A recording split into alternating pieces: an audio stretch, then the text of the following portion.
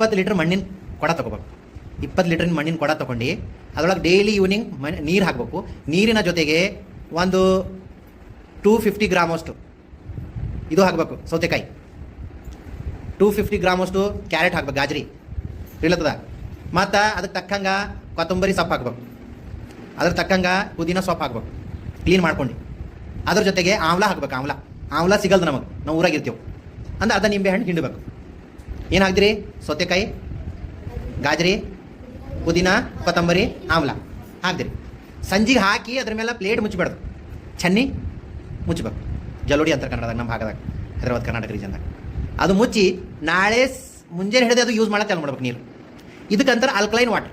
ಇದಕ್ಕೇನಂತಾರೆ? Alkaline water, ಪ್ರತ್ಯಾಮ್ಲೀಯ ನೀರು ಅಂತ.